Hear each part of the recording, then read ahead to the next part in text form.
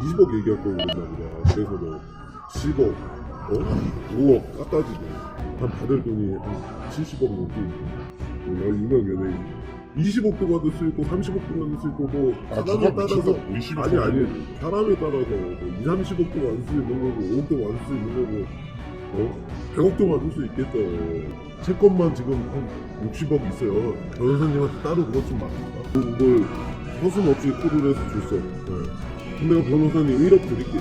이 세계 벽 절대 안 높아. 붙어봐야 될 거 아니야. 저질러보고 깨지고 타고 가슴만 뛰는 축구 선수가 아니야. 가슴하고 내가 같이 뛰어야 돼. 흥정의 최고점은 20억에서 출발했습니다. 마지노선은 5억이었습니다. 과거 수백억의 재산이 있었다는 고백은 덤이었습니다. 합의금을 원하는 이유는 아들이 입은 상처가 아니라 본인의 자존심이라고 밝혔고, 수십억 원의 금액을 제시한 근거는 어딘가 가짜뉴스에서 본 손흥민 4천억 이적설이었습니다. 4천억이 사실이라도 프로축구에서 이 정도는 선수가 아니라 구단에게 지급되는 복지입니다. 어쨌든 엄청난 재산을 가질 사람들에게는 어차피 홍보비로 지출하는 비용이 있지 않냐는 이유였고, 사건이 알려질 경우에 입을 이미지 손상을 생각하란 취지였습니다. 우선 사건의 당사자는 손흥정 감독, 손흥윤 코치입니다. 손흥민은 해당 건에 그 어떤 귀책 사유도 없습니다. 교통사고가 발생했을 때 차에 탑승해 있지도 않은 아들의 재산이 많다고 해서 합의금이 늘어나진 않습니다. 사람이 아니라 사건을 주시해야 합니다. 손흥민의 이름을 보고 손아카데미를 선택했다 하더라도 토트넘에서 뛰고 있는 손흥민이 당연히 코치진에 포함되어 있지 않다는 것은 모두가 이미 알고 있었고, 아이와는 아무런 접촉조차 없었습니다. 쟁점이 아이가 입은 상처였다면 왜 당사자도 아닌, 하지만 세계적인 인지도와 많은 재산을 가진 손흥민의 이름이 가장 거대하게 합의금과 함께 등장했을까요? 판단은 여러분의 몫입니다. 유사 사건들의 일반적인 특징을 살펴보면 아이의 상처를 확인한 부모들의 분노에서 비롯되는 경우가 많습니다. 당연히 폭행의 정도와 처벌, 사실관계는 이후 수사를 통해 가려집니다. 하지만 녹취록의 특징은 아이를 대변하는 목소리가 아니라 사건의 주체로서 얼마를 받을 수도 있을지에 모든 에너지가 가해지고 있습니다. 이미 아이의 감정과 신체는 후순위로 밀려나 있습니다. 많은 선배들이 현직 경찰과 법무사로 일하고 있다는 말로 다시 한번 자신의 지인들에 대한 소개를 하였고, 성질이 난리여서 그동안 많은 합의금을 지출했던 정보도 덧붙였습니다. 그리고 합의금이 곧 그 사람의 값어치라는 말로 5천만 원짜리 사람이 있는 반면 그 이상의 가치가 있는 사람도 있다는 의사를 분명히 했습니다. 앞서 손흥민 4천억 이적설이 먼저 언급된 배경이 납득이 갑니다. 신고자의 쟁점은 손흥민의 값어치, 즉 합의금이었고, 사건 자체에 대한 의견은 현재 알려진 녹취록으로는 확인하기 어려운 상태입니다. 다만 20억을 이야기할 걸 그랬다.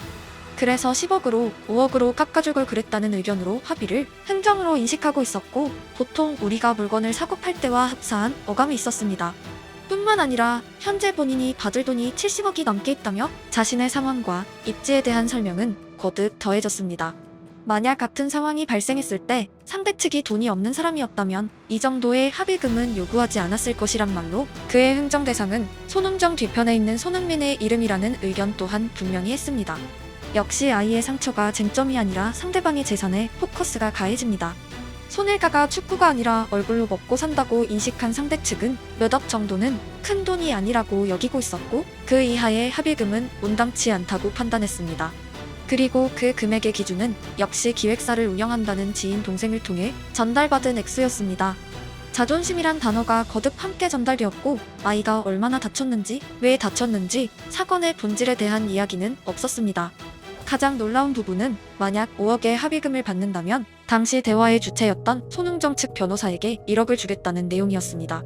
변호사가 직접 손흥정 측을 회유하여 5억 원의 합의에 이르게 하자는 의도로 보여질 수 있는 내용입니다.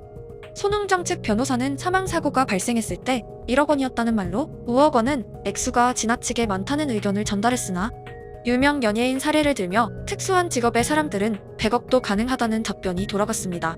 그리고 역시 변호사를 통해서 손흥정 측에게 그동안 사회적으로 합의금이 많이 발생했던 건들을 최대한 언급해달라는 말을 덧붙였습니다. 이 모든 언어의 출발선은 역시 이미지라는 것은 돈 주고도 못 사는 것이고, 손흥정 측에게 절대적으로 중요한 것으로 판단하고 있었습니다. 녹취록을 요약하면 쟁점은 액수였고, 양측의 의견은 팽팽하게 맞서고 있었습니다. 우선 많은 사람들이 폭행 혐의를 손흥정 씨가 받고 있다고 오해하고 있지만, 폭행 혐의자는 손 아카데미의 손흥윤 씨와 다른 한 명의 코치입니다. 이번 건에서 법적으로 가장 쟁점이 되는 구간이고, 어제 영상의 연장선에서 해당 주제는 신고자의 진술서와 손 측의 입장문 내용에 큰 차이가 있어 검찰 조사를 통해 그리고 이후 판결서를 통해서 확인이 가능합니다. 누구도 신고만으로 재판도 없이 범죄자로 확정해선 안 되고, 반대로 입장문만으로 모든 내용이 소명되는 것도 아닙니다. 폭행을 제외한 부분은 사실 법적으로 해석하기 애매한 포인트가 있습니다. 경기 중 동료가 동료에게 고성을 지른다고 위협으로 간주되지 않습니다. 야외 스포츠이고 지도자와 선수의 대화 또한 실내에서 교사와 학생이 나누는 대화와는 전혀 다른 결을 가지고 있습니다. 축구 감독이 경기장에서 지르는 소리 그대로를 만약 교실에서 선생님이 학생에게 똑같이 했다면 학생은 충분히 위협이라 느낄지도 모릅니다. 하지만 운동장은 조건이 다릅니다. 언어적인 부분을 위협으로 간주했기에 아동학대라는 거대한 헤드라인이 등장할 수 있었고, 축구적으로 해석하면 전국의 운동장에서 펼쳐지는 상황입니다. 모든 언론이 아동학대라는 대주제 아래에 폭행, 폭언 등 여러 가지 것들을 버무려 이야기하고 있지만, 폭행건과 폭언건은 별개의 건이고 혐의자도 다르며 하나하나의 수사와 해석이 필요합니다. 만약 이번 사건의 당사자가 손흥정 씨가 아니라 이름 모르는 춘천의 김모 지도자였고 그가 아동학대 혐의를 받고 있다는 내용으로 기사가 송출되었다면 지금과는 전혀 다른 여론이 조성되었을지도 모릅니다. 그만큼 아동학대라는 단어의 임팩트는 어마어마합니다. 손흥정 씨는 존재하는 모든 인터뷰에서 자신의 엄격함에 대해 재방송처럼 되풀이해왔고 그의 목소리 또한 대부분 고성이었습니다. 이 세계 벽 절대 안 높아. 할 수 있어. 남자는 뭐? 자신감! 자신감! 남자는 뭐? 자신감이야. 일단 붙어봐야 될 거 아니야. 저질러보고 깨지고 타고 가슴만 뛰는 축구 선수가 아니야. 가슴하고 내가 같이 뛰어야 돼. 대한민국에서 축구를 보는 모든 사람들은 손흥정 씨의 본래 성격과 교육 스타일을 알고 있었고, 손흥민이란 아웃풋은 그런 스파르타식 훈련에 의해 나왔다는 것 또한 모두가 알고 있습니다. 즉, 학부모가 손 아카데미를 찾아가는 이유는 당연히 아이가 손흥민 같은 교육을 받고 손흥민처럼 잘 되길 바라기 때문입니다. 조용하고 편안한 분위기에서 축구하는 것이 최대 목적이라면 절대로 손 아카데미를 찾을 이유가 없었습니다. 그렇기 때문에 이번 사건에서 많은 사람들이 의아함을 가지고 있었고, 만약 학부모가 스스로 찾아가서 등록하는 아카데미가 아니라 손흥정 씨가 초등학교 축구부 지도자였고 학생들은 뽑기로 어쩔 수 없이 그의 학교에 배정되어 교육받다 같은 상황이 일어났다면 지금과는 목소리가 달랐을 것입니다. 또한 TV를 통해 손흥정의 엄격함을 목격한 학부모들이 학생을 그에게 맡겼는데, 만약 감독이 자기 아들 가르칠 때와는 180도 다른 모습으로 온화하게 지도했다면 그것은 사기입니다. 손흥민을 꿈꾸고 보냈던 학부모들에겐 전혀 다른 피드백이기 때문입니다. 역시 어제 영상의 연장이지만 중요한 것은 밸런스입니다.